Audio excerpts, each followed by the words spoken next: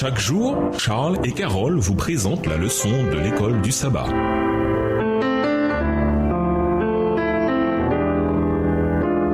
Bienvenue dans votre émission Dieu nous parle. Nous voilà à la leçon de mardi. Le Seigneur est un guerrier. Lisons Exode 2, les versets 23 à 25, Exode 12, les versets 12 et 13 et Exode 15, les versets 3 à 11. Il est dit que Dieu est un guerrier. Qu'est-ce que cela signifie? Exode 2, les versets 23 à 25. Longtemps après, le roi d'Égypte mourut et les enfants d'Israël gémissaient encore sous la servitude et poussaient des cris. Ces cris que leur arrachait la servitude montèrent jusqu'à Dieu. Dieu entendit leurs gémissements et se souvint de son alliance avec Abraham, Isaac et Jacob. Dieu regarda les enfants d'Israël et il en eut compassion. Exode 12, versets 12 et 13. Cette nuit-là, je passerai dans le pays d'Égypte et je frapperai tous les premiers-nés du pays d'Égypte, depuis les hommes jusqu'aux animaux, et j'exercerai des jugements contre tous les dieux de l'Égypte. Je suis l'Éternel. Le sang vous servira de signe sur les maisons où vous serez. Je verrai le sang et je passerai par-dessus vous, et il n'y aura point de plaie qui vous détruise quand je frapperai le pays d'Égypte. Exode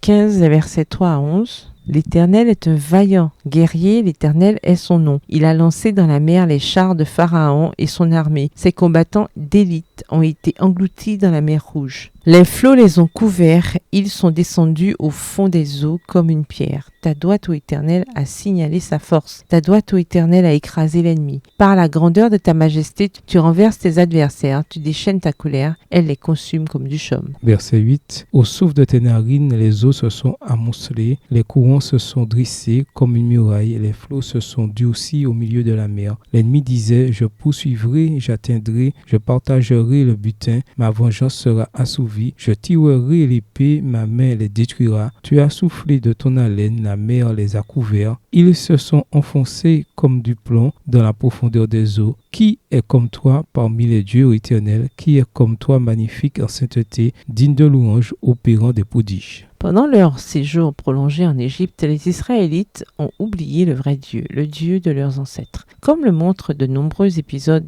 de leur périple dans le désert, leur connaissance du Dieu d'Abraham, d'Isaac et de Jacob s'était estompée et ils avaient intégré des éléments païens à leur pratique religieuse, comparée avec Exode 32, les versets 1 à 4. Opprimés par les Égyptiens, ils crièrent au Seigneur. Exode 2, les versets 23 à 25. Et au moment opportun, le Seigneur intervint en leur faveur. Pourtant, le conflit décrit dans les 12 premiers chapitres de l'Exode dépassait une simple lutte de pouvoir entre Moïse et le Pharaon. D'après l'idéologie guerrière du Proche-Orient ancien, les conflits entre les peuples étaient considérés comme des conflits entre leurs dieux respectifs. Exode 12, verset 12 déclare que le Seigneur rendit un jugement, non seulement contre le Pharaon, mais aussi contre les dieux de l'Égypte, ces puissants démons, Lévitique 17, verset 7, Deutéronome 32, verset 17, qui se cachaient derrière la puissance d'oppression et le système social injuste de l'Égypte. En définitive, Dieu est en guerre contre le péché et il ne peut tolérer ce conflit éternellement. Psaume 24, le verset 8, Apocalypse 19, le verset 11, Apocalypse 20, les versets 1 à 4 et 14. Tous les anges déchus ainsi que les humains qui se seront définitivement associés au péché seront détruits. Au vu de cela, il faut voir les batailles contre les habitants du pays comme une étape précoce de ce conflit qui a atteint son paroxysme à la croix et qui verra son aboutissement lors du jugement final, quand la justice et le caractère d'amour de Dieu sera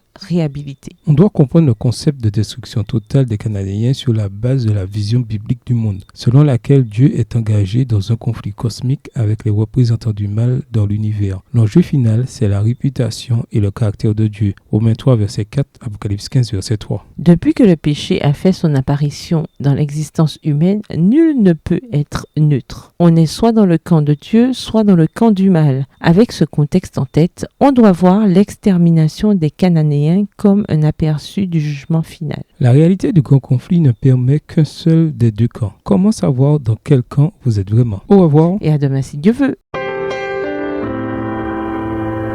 Dieu nous parle. Chaque jour, Charles et Carole vous présentent la leçon de l'école du sabbat.